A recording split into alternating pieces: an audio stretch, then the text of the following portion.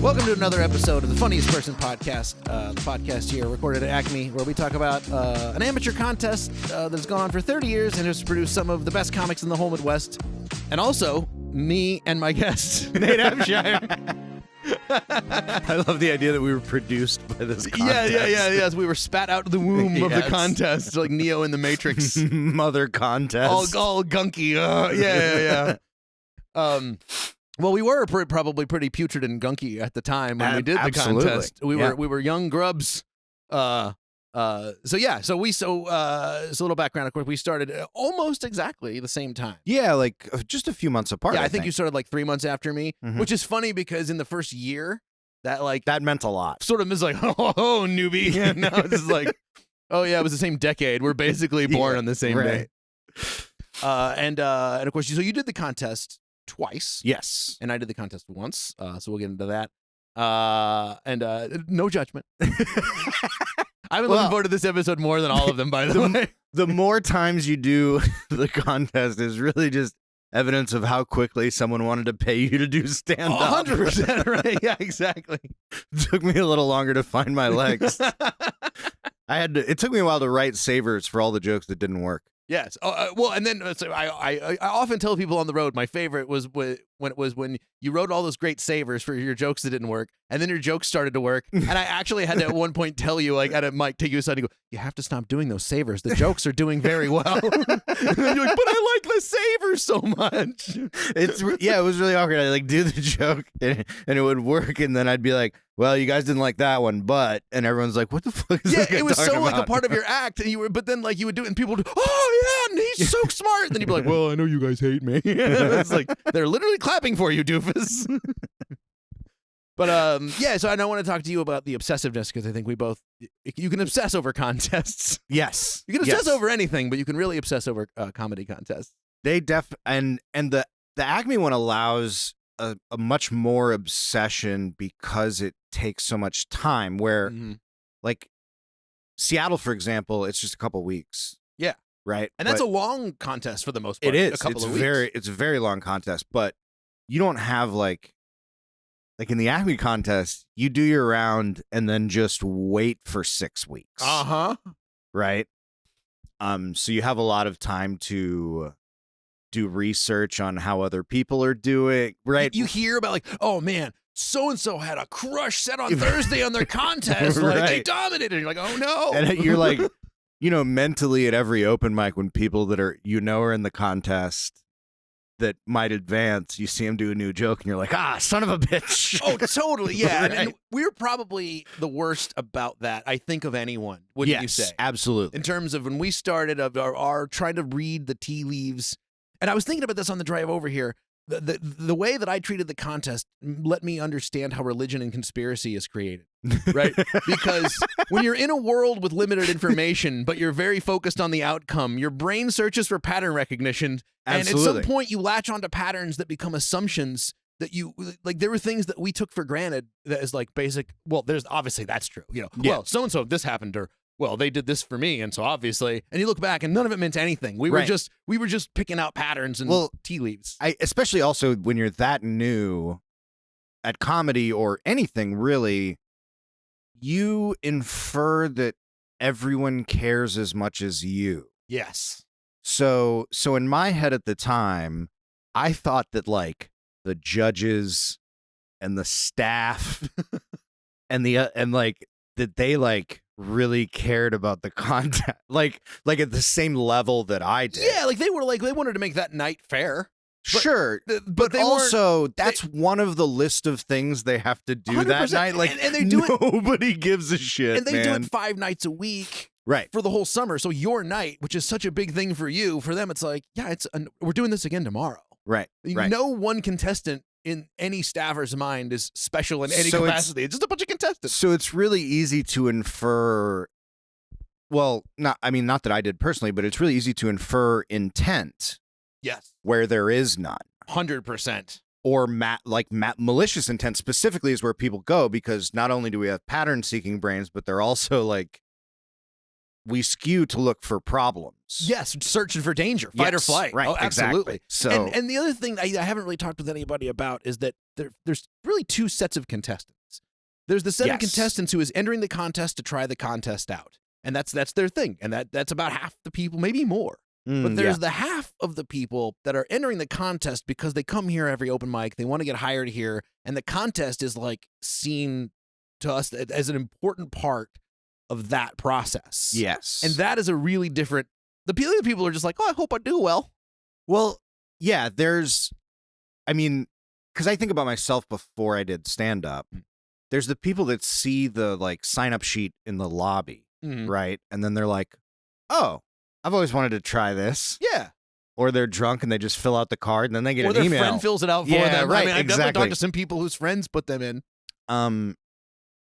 And I think there's some people that might see it and they're like, oh, well, I've always wanted to try stand-up comedy. I guess this is how you do it. Yeah, this is the entry point. This is the starting point, of course, is I sign up for a contest and then everyone realizes I'm brilliant in the course of this contest. Then I'm recording specials. Yeah. And not at all. No, turns out. But there's a lot of them. I mean, my favorite part about the contest was there's like 5 contestants in a night and you get here early and then you're talking to the other contestants and sometimes it's a little contentious, but never with other people that do mics. No, if you know that other person, at least you're like, hey, we're both grinding at this. Right. But it would always be someone you've never seen before doing every open mic in the city for, at this point, at the first time I did the contest a few months and then for a year and a half, like, who've been like, yeah, I've been doing this 20 years. And I'm like, really? Yeah. And then they go on stage and they have the first time shakes, like where it's like, oh yeah, 20 years. Yeah, you've done 4 sets in 20 years. But yeah, because we were reading the tea leaves of the contest onto the tea leaves that we were reading for the open mic sign up and the hiring process. So like, it was so tangled. Everything was so tangled up with our like obsessive trying to find our way in that I think we definitely drove ourselves a little mad. Absolutely, I was a wreck. Yeah. I remember being an absolute wreck. Mostly like I was the first time I did it, I didn't make past the first round. But you were very new at that point. I was very new. You were what, 6 months in, maybe? I mean, not even 4, like maybe. Yeah, 3. Yeah, because I started in April of 2009. Yep. So the 2009 contest, I think I went up in like July or August. Sure. So like do you remember 4 what months. jokes you did? Out of curiosity. Yeah, I do. I remember the whole set. Yeah, was it? Did you do the Romans? Yep. Gucci shotgun. No, that one came later. Okay. That was like it was the Romans. I also had I had a priest molestation joke in there. Yeah. I remember that one. Which I don't remember. I just remember. I remember that you had it. Like I could do the Romans joke. Yes. Yes. I could do most of your act and your new hour. Honestly, I could do a chunk of. Could you do my new material? There's a little bit of it. I've been watching. I've been paying attention. Sweet. It's going good when I do it on the road. So I hope it's working well for you because I've been crushing with it in some Honestly, far-flung for me, cities. hit and miss. A lot of savers. Writing a lot of savers. Do you think you deserved to, like, looking back on it, do you think you were pretty bad in the first one, or you think you were close, maybe? I don't, like, that time, I didn't get obsessive about it as bad as I did the second time. Because the first time, I was, like, I almost didn't do it, and then my roommate at the time talked me into it. Conroy did. John Conroy. Very funny Who was comic. in the contest that year with me and wound up winning that year. Yes, exactly. And he was like, do it. No one cares. Yeah. He was right. He was good advice. Yeah, it was good advice. And I did it, but I do remember the night was Darlene Westgore and Tom Segura. Oh. That was my contest night. That's a killer show to be And on. I think that was the week that Segura recorded Thrilled. Wow. I think you're right. That would have been that time. But it's the same material, at least, that Yeah. he was doing then that's on that album. And he was also awesome after the show. Like, me and my friends got drunk with him, and it was a blast. A wonderful guy. Yeah. But so that year I didn't really think about it. I just kind of lost because I didn't expect anything. Like, were you salty though? And here's what I don't quite remember. Were you salty when the finals rolled around and the semis and like me and Zach and everybody was still in it? I kind of was surprised. Like, I won my night. Okay. Oh, so you did win your night. I won my night, and I sort of expected that I would make the semifinals. So I was definitely, my feelings were hurt. Sure. When the semifinals were announced, but I didn't. I more keenly remember the next year. Yeah. And we shall get there because I don't remember. We were friends at that time. Well, I came to the final of my year, right? Yeah, I watched the show. Because I remember we did a shot afterwards, and you were like, good. Because obviously Conroy was your roommate. Yeah, and everyone really assumed Conroy or Gabe would win. Mm-hmm. So they were the favorites that year, pretty much the whole year. Yeah, and so that shook out kind of how people thought it would. But then I remember shortly after that we were talking, and I was like, "Are you going to wait? Are you going to do it again?" Because I was debating it and decided not to, and then you decided, I'm sticking it out. I want to give myself a full year to work on this. Mm-hmm. So then the year prep goes in. Right.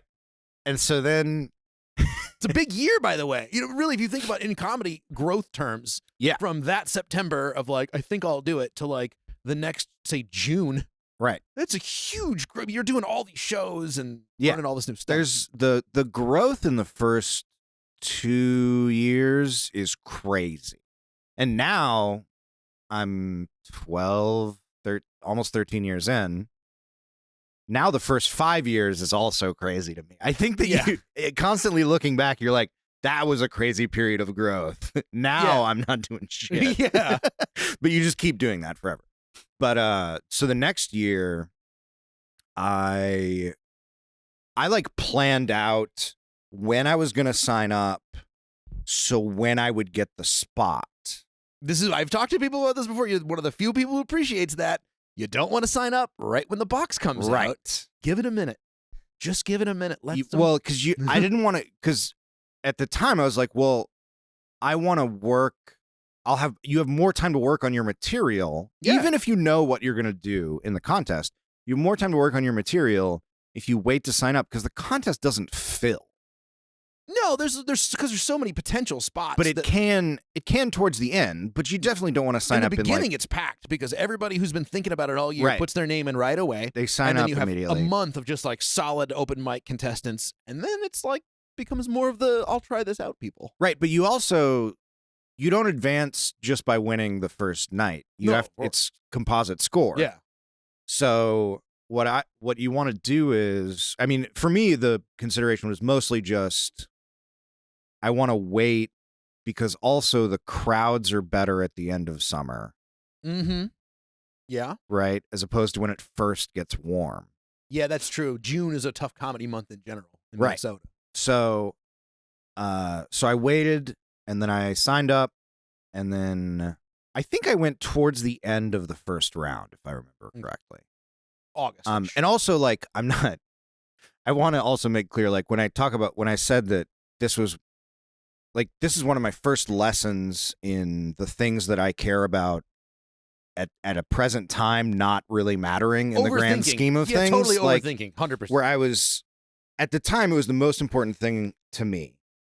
And now I look back on it and I was like, it was not, like, fucking relax, Nate. Like, well, the irony in a weird way, it was accurate in that you were working so hard at everything because you had that same drive. The contest almost becomes like an avatar of the drive. It becomes but the drive focal point. The drive part of it did make you ultimately become a better comic and get hired. Right. But the contest itself becomes a symbol that maybe can for crazy people like us take on a little too much symbolic power. I mean, it's like an RPG video game where you're playing the game because you like it, but your goal is to get to the level. Yeah. Do you know what I mean? Like, your goal is to get the next thing. So it definitely became that. And I was like, I forgot what I was going to say. But I was so, like, laser focused on it. And also that year, I'm not trying to, like, talk myself up, but that year, before Chris Knutson started, I was the favorite. Oh, yeah. Oh, you were the Conroy. I was the favorite to win that year. 100%. And it was not in my mind, just pretty universally agreed on. Because so your roommate Conroy, who won my year, the year before had gone over his time, was considered very funny, and he was absolutely the like, whoa, next year. And it did happen for Conroy. Yes. So now you're like, I saw my roommate do this. Right. I see how to. I mean, leading up to the contest, he had a bit where he would be like, "This is a winner's apartment." So like, I need you to do this for us, or I'm gonna need you to move out. And so then Chris Knudsen started doing comedy, and he was immediately funnier than me. This is the best way that I can describe that. That is very charitable. I would say it was very close. Immediately funny. And the thing that fucked with me the most was that the perception of me in the scene changed drastically. Before, I was like the funniest new comic, and now I was a funny new comic. You were basically the hot girl the day after Marilyn Monroe went into Hollywood or whatever. And right. Like, guess who's not Marilyn Monroe? Everybody else. Right. And so that was really hard because I knew pretty immediately, I'd say within a couple months of Chris doing mics, that I was no longer the favorite in the minds of the community to win the contest. Yeah, and I think you had the slight disadvantage was if it was a 15-minute contest, you would have won no question. You had more material at the time, and you've been working on it longer. I don't know if it would have been no question. But Chris was really funny, but he was newer. But like in a 3-minute contest, and he's a great theatrical actor and everything. Well, his three is still like I still think about those jokes. They're That's really how funny that was. Yeah. Like, so then I was no longer the favorite, and so I won. My first night, I won. And the first 2 rounds of that contest, so you do it's like the whatever round, and then the semifinals, and then the finals. But the first 2 rounds of that contest, I dragged the guy that followed me to the next round. Oh, sure. Like, yeah, you had the crowd rolling and somebody else. So in the first 2 nights, the guy that followed me ended up in the next round. And that was true in the first round and the semifinals. And then the finals, I was a mess. Because the thing about the expectation being built up within the scene, and also, waiting a year to do it again. Yeah. When I won the first 2 rounds handedly, I wasn't happy about it. I was just, it was an expected outcome. You were the New England Patriots playing the wild card game, with Tom Brady. We're like, well, you're going to win the wild card game. Right. What about the Super Bowl? Right. So then I remember the finals night, I was a mess. But the one thing that really sticks out at me, my sharpest memory before the contest started is when they did the order. Sure. Always a big moment because tough to go first. Very tense. And they were using playing cards. And the manager shuffled them, and there were just 5 of them. So he just like mixed them up. Yep. But when he went to fan them out in front of us 5, he flashed one of the cards. No one saw it but me, but I saw the 5 spot. Which is a good spot. It's not the best. It's not the best. But it's a good spot. Definitely not the worst.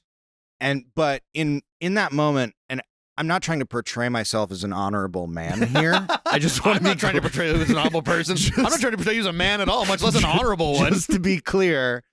But I guess something about that, hyper-focused on that event, I just immediately decided that since I knew the card, I didn't pull. Oh, sure. So let fate decide. I didn't touch it. I let everyone else take cards, and then I got the bullet. Oh, I forgot you got the bullets. And then I got the first spot. Oh, I forgot about that. Chris Knudsen took the 5. Oh. But I know he didn't see it. I know I'm the only one. Yeah. It's just like, it's years of playing poker. I saw the fucking card. There's no way anyone else saw that. And I think one of the things that sucks is that we were so far apart in the contest. Yes.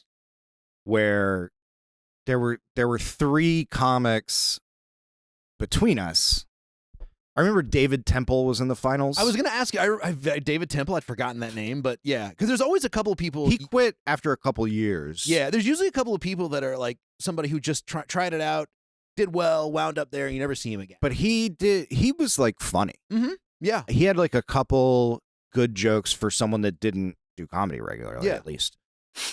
I mean, the wonder kid of the contest is Brooks. Oh, he's come up many times. Okay. Okay, yeah. good. I'm going to try to get an interview with him. I'm glad people have talked about I keep the Brooks torch alive. Yeah. Also, him and Knutson are kind of similar to me in that they're just so naturally talented. Yeah. That it's infuriating. Yeah, and they're both like alt comedy, but it's not because they're consciously trying to do anything. It's like their natural sensibility is this counterculture sort of off-center thing.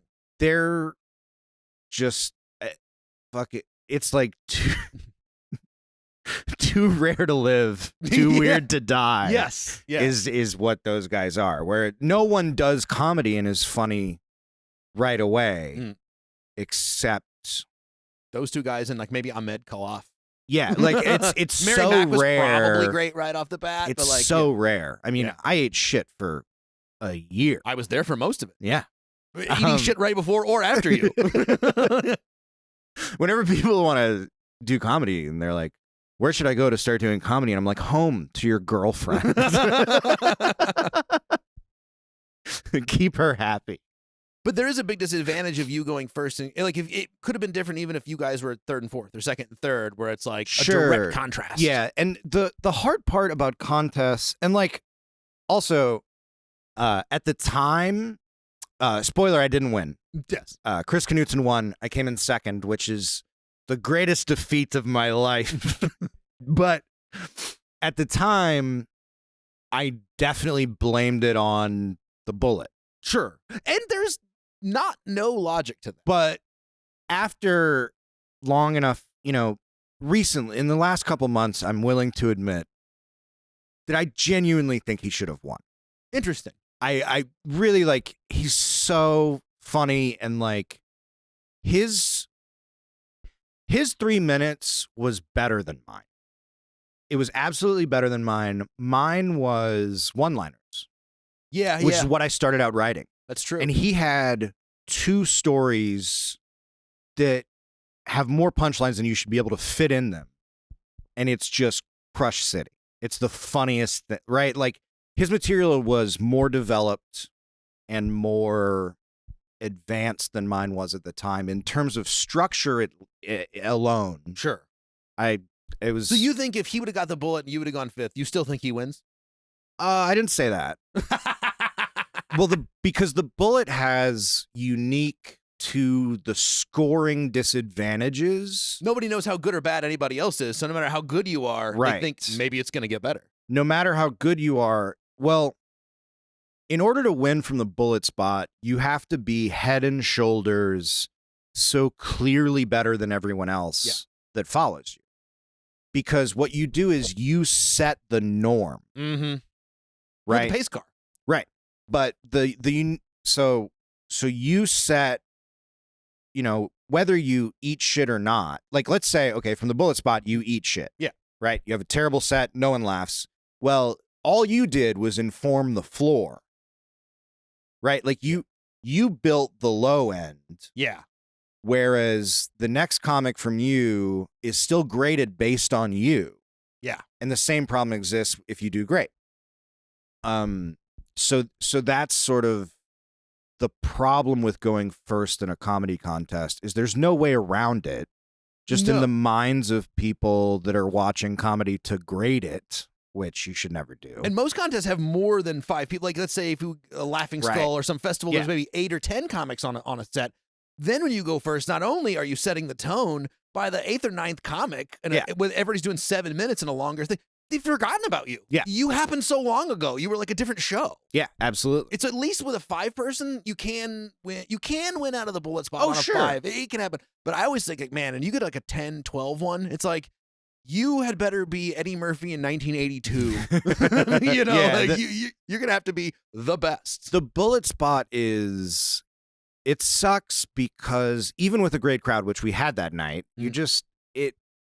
it's a unique disadvantage specifically and to every comedy comic knows it contests. to the point where anytime someone's in a contest, when the person draws the bullet spot, it's like you're the guy who got positioned at the front of the carrier in Private Ryan. And you're like, look, when this door goes down, you're done. And I feel really bad about that. No. But I'm also super glad there's someone in front of me in the door. I'm just glad I wasn't born on January 1st if they organized it that way. And then I remember I was pretty distraught. I gave a great speech at Grumpy's. Yes. Oh, I recall that. You and Andy Erickson both then went to Grumpy's on Wednesday and gave burn it down speeches, which was one of my first encounters with Andy Erickson, although I was quite familiar with you for yours. I think I was included in yours. Pretty sure I was. Probably. And you got 4th place, I think was probably. Yeah. But I think eventually, I mean, I don't know. I think that people love the narrative of like, oh, well, losing helps you grow, and it does. I think it's better than winning. Ultimately, I don't know what it does to other people, but I think that I worked so hard after I lost that contest. Put that little chip on your shoulder. And recovered. I mean, it took a while before I wanted to do, it took like a couple of days before I wanted to do comedy again, but I worked so hard after I lost that contest. And also before, like the whole goal was to get hired at Acme. Oh, 100%. And before the end of the contest, I knew I had an audition. That's right. I was because the auditions were already set for me and you and Trevor by that point. Yes. Because didn't we audition I was back to back. Wasn't that in like October? Yeah. So in a way, you did have that little like. Yeah. It wasn't like oh now they're gonna take away my audition. Right. So in that sense, you did have that to fall back on, which is more than not nothing. Ironically, you kind of had already won. In that sense. In that sense, yeah. I mean you would like the $1,000. Well, it's not the $1,000. I mean, the thing more was that I had just lost the contest. What if I don't pass the audition? Of course, right. You're going in on a losing streak, right? I'm already down one game. So I knew that, and I, also getting second in the contest is like, whatever, it's fine. At the time, nothing would have made me happy except first place. Sure. Oh, that's the truth of contests, by the way. And you must have seen this a million times, where you go into a thing and you go, you know what? I'm just happy to be here in this festival. It's a great festival. If I can just make the semis and have a good showing, I'll feel good. And you make the semis. You go, okay. I made the semis. This is good. This is good. I think I can make the finals. Well, I don't have to win. But then you make the finals and you're like, and you're telling yourself, top 3 would be nice. And as soon as you're in the top 3, I got to win this. Like, there's no, it'll just keep getting farther away unless you're the one person. I almost got it. I've almost got it. Yeah, I don't even like rationalize it with myself that way. Like, I just try to focus on not being a fucking dickhead when I lose. Yeah, like that's hard. Like, I focus on that more because that's the hard part for me. Is like I'm gonna win. But if I don't,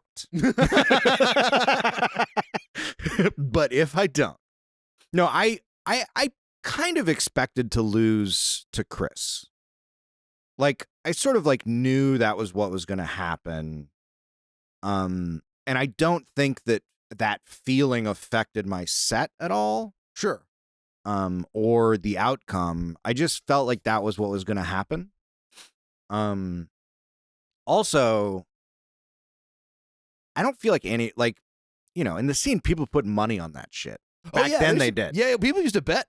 We used to the horse races on the old list. That's the thing. People, I'm sure that's inside baseball, which is we would all pick a first timer and you'd all put in a buck, and it was either the best or was it the worst or the best? Well, it would kind of go either way. We would do it where the whoever runs their light takes the pot. Oh yeah, somebody. Yeah, right? Exactly. Or you split it because usually one of them's gonna run the light. Yeah. So yeah, I know that I don't feel like anyone was putting money on me. Sure. And I'm really happy to not break any hearts that way. But yeah, like I said, I think that losing that was the best thing for me personally. Sure. I think that's true for a lot of people. I think so. Really? I think so. Do you think, I mean, because obviously you're going to get to a point where winning something is a big deal. Like if, if you're, I keep saying Laughing Skull or Seattle or some big festival, like there are times when like, no, winning this one thing, sometimes is like a guaranteed TV thing with it or some work that you're going to get out of it. Yeah. There are times where it's like, no, you really do want to win. So I think it's really good to learn some lessons at a time when the stakes are high, but not so. You think they're, yes. We think the stakes are all the way up here, like at the ceiling. And it's I think learning to do comedy under high stakes scenarios is important. Big time. Even if retroactively it's not a high stakes scenario. Like now, yes.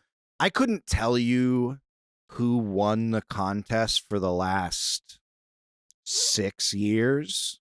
Like I genuinely don't know. Sure, I do because I interviewed most of them. I'm sure. I mean, but yeah, and that's not a dig on them or the contest. It's just that's not something I pay attention to anymore. And we know who's coming here all the time and who's getting funnier and who's getting hired, and so that's what we're looking at is more the longer. And then once in a while, one of them will be like, "Oh yeah, I didn't win the contest," and I'm like, "Good for you." Yeah, yeah.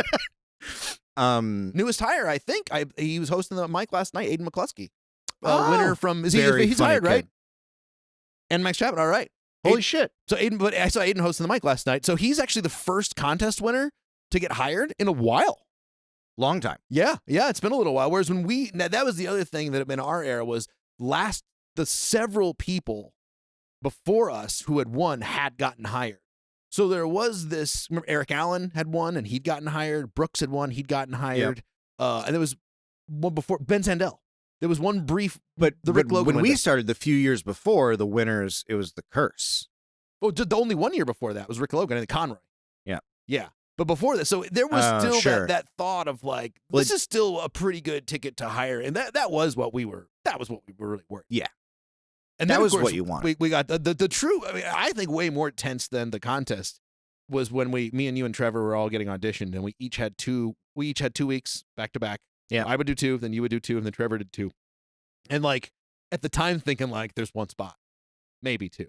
Right. Like that was probably the least we talked in the last 12, 13, 15 years. I'm pretty sure I knew, maybe I just never told you, but I knew that they were trying to hire multiple people.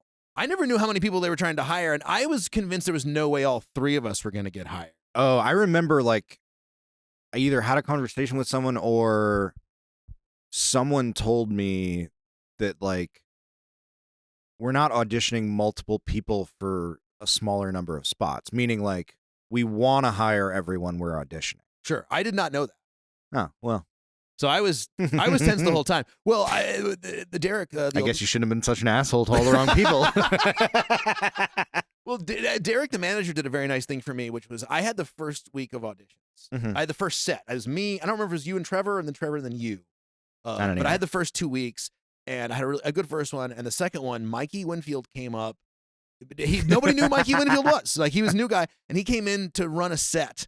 And so he happened to go up right before me. And Mikey Winfield that night was running a Letterman set that he was going to tape 2 nights later or 3 nights later. So first, Mikey Winfield is amazing. Yes. And then Mikey Winfield's Letterman set was especially amazing. He had a 7-minute spot. He ran the exact 5 minutes. Everyone had loved him more than they've ever loved any entertainer in the history of entertainment. And then he's like, I have 2 more minutes, but like, I was just running this Letterman set. I'm so excited. I hope you guys tune in on David Letterman to see this thing. Now everyone's like part of this national TV experience. The vibe in the room, it was like, it went from being hilarious to like, this is so cool. Like so now there's not even a wave to ride. It's like, it's over. We just saw the TV guy. And then they're like, coming up next for his auditions, Bryan Miller. And I kind of ate. I didn't eat it, but I was not Mikey Winfield. And did they tell you that there's no crowd mics? No, I don't know if I knew that, but I mean, it was just out the vibe. I was kind of crushed, and I thought this was really bad.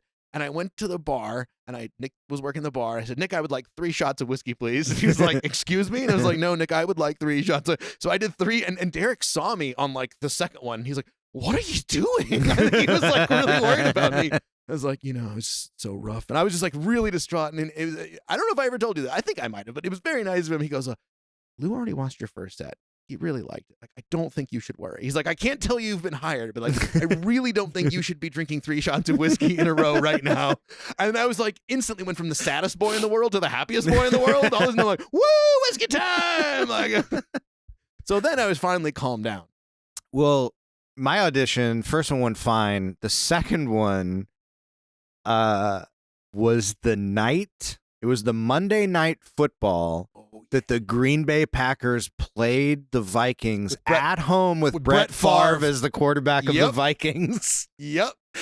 And so there were 20 people. Like, it was 20 people for an open mic is amazing. 20 people for this open mic is the worst open mic in the last 10 years. Truly, if there would have been a foot of snow, there would have been more people here. Yes. Than Brett Favre as a Viking playing the Packers at home. Yes. That is the DEF CON scenario of all. It was like, I'm exaggerating. It was like probably like 30 people. Everyone. It's one of the only times like the sign up sheet, there were like 20 people that signed up.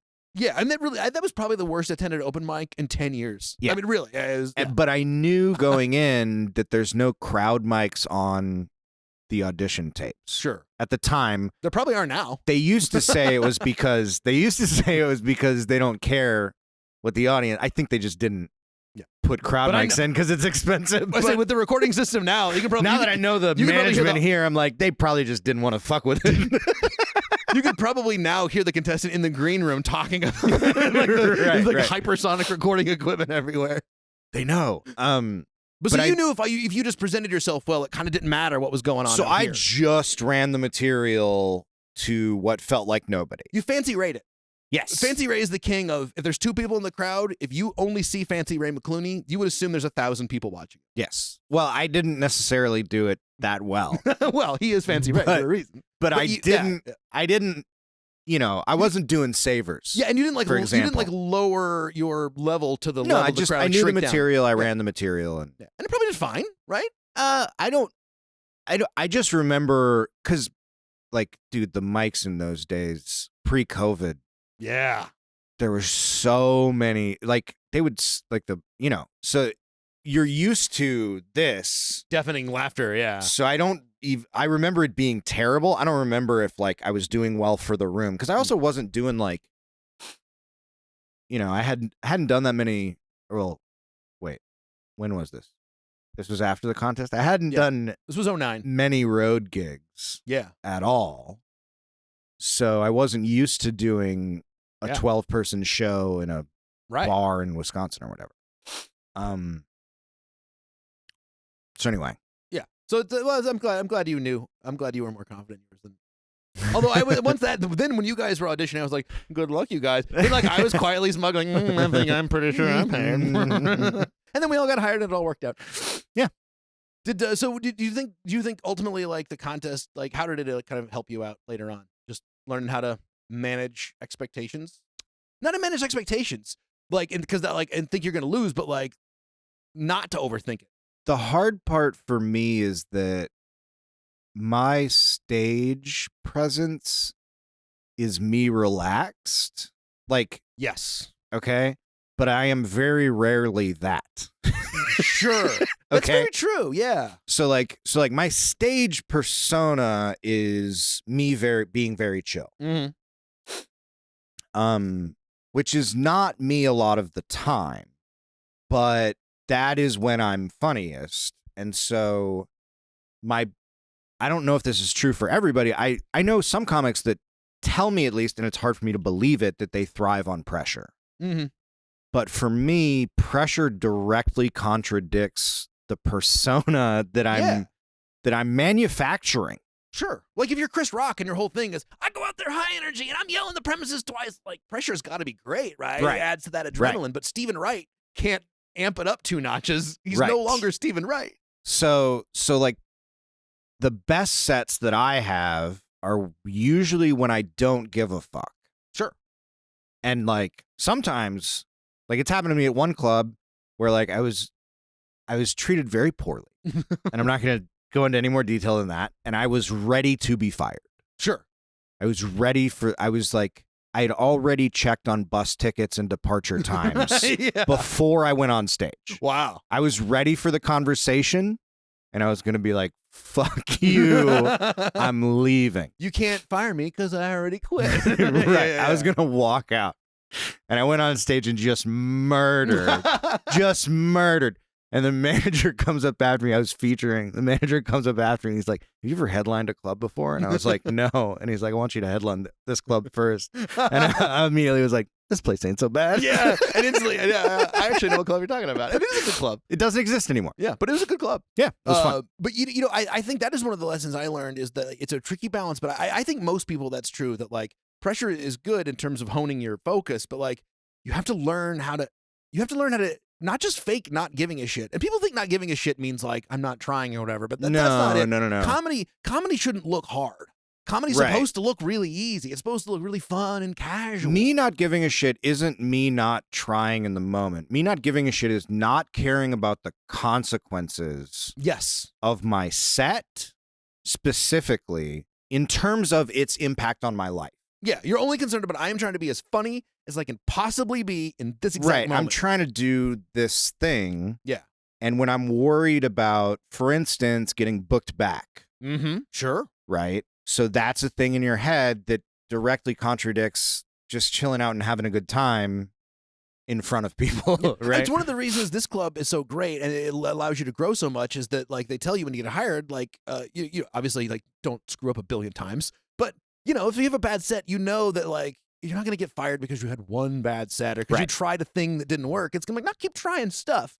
And that freedom ironically leads you to have way fewer bad sets. Right. Way fewer because you're like, you know, you don't panic. You're not in that like siege mode. I mean, this club has mastered the thing that sounds so simple when you just say it out loud, which is you let the club managers manage the club and you let the comedians do the comedy. And it's magical. Yeah.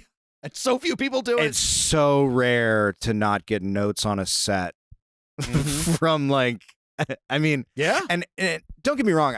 When I say notes, I mean a club manager coming up to you and be like, I don't like that joke. Yeah, or and it's like, well, political for this crowd, yeah, or like, whatever. Look, man, I don't know. Why don't you do comedy then? Do you want me to do the shifts? Let's trade checks. How about I write the schedule for the next 6 weeks for your servers? What the fuck are we doing here, man? Yeah, no, it's totally true. But I think that is one of the biggest things that like it's the thing that it's the hardest thing to learn, and it's always growing of like those contest sets, because every audition set is essentially a contest, right? Yeah. If Conan O'Brien's producer is out here and 10 of us are doing sets, there's a limited number of Conan spots. We're all competing. It's never the fact that it's a contest. It's just that there's a set with consequences attached to it. Yes. And that's what creates that pressure scenario where it's so difficult to be funny, at least for me. I think it's probably one of the, and normally this would be a dumb comparison, but one of the few times where comedy and athletics are similar, where like really good, you know, I think you really, these basketball players are just like, right before a big NBA Finals game, they're just like, oh, we're playing pinochle in the locker room for a little while. Like they're just chill as hell because they're like, no, I'm going to go crush it. But I don't have to like get bound up to crush it. I can be loose and graceful as I crush, you know, but like it's so hard not to just like want to like bottle up all that tension and do something with it. And so I think that's why I always tell people like practice, sign up for contests just because like learn that. So I think that the contest helped me with that when I look back on it, because for me, the answer is not to get better about performing under pressure. For me, it's about removing pressure. Sure. So the outlook that I try to have now when I have sets that have consequences attached to them is to assume that I will win eventually. It's a good way to think of it. Where like, you know, there's some big comedy festivals that I used to audition for and I haven't auditioned for in several years. Yeah. And I don't give a shit anymore. Yeah. And I don't think what's going to happen is by the time I get an audition and I truly don't care about doing that festival, I'm going to crush that audition. Yeah. And so to me, the important work, Sorry, it makes it sound like I'm a therapist, but but like the important work for me is to get to the point where I truly don't care about whether I do it or not, and that's when I get it. Yeah, I think that's absolutely true. And you said, don't know if you think I'm going to get this eventually, I'm going to win eventually. It's more of like I'm just going to go have another good set, because that's really ultimately all you can do in any one night. Is just have a good set. Doesn't well, if I get this set, what if somebody else comes to see me? Well, now you're going to have another good set, and then and I think that the thing that the contest mentally for me for a while was bad for. I know you didn't ask this, but it was that we were talking about that focal point of the drive, and I think that I became laser focused on those sort of being an achievement based mindset. Yes, where I did the contest, didn't win, and then I was like, I'd pick another thing, that I want. And I think that since I've let go of that, I've gotten a lot better on stage.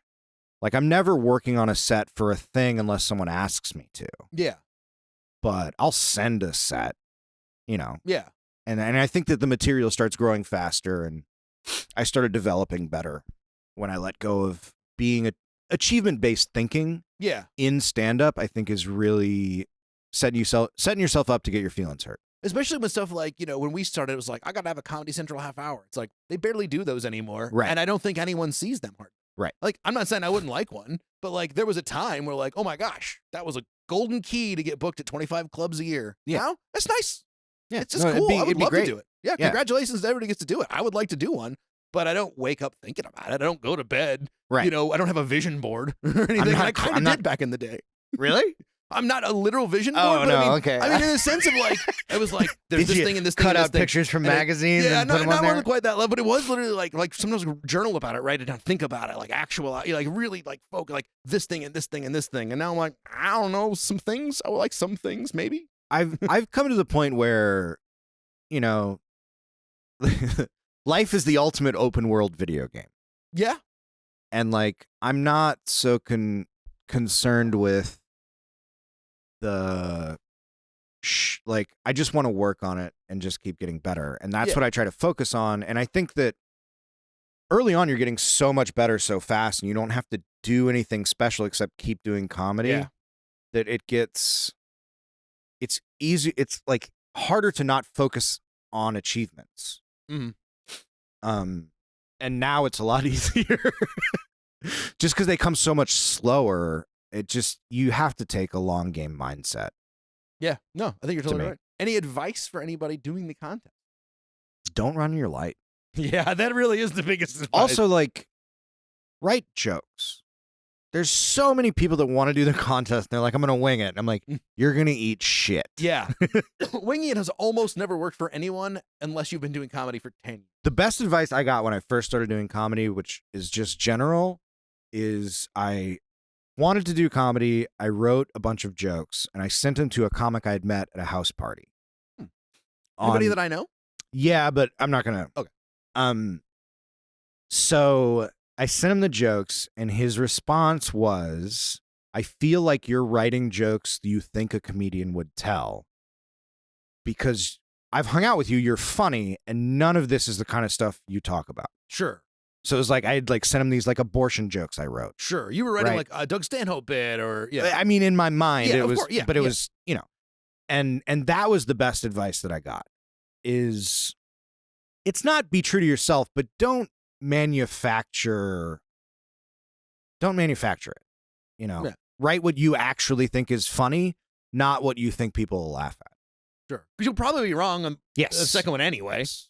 I mean, that was when I was in the Seattle contest, like I knew I wasn't going to win. Yeah. I was crushing the back of the room on a lot of those sets, and the casino crowds would just stare at me. Sure. I think they were mostly laughing at how bad I was doing, to be fair. Like, oh, he's going to do his polar bear joke at a fucking casino. Good. Smart.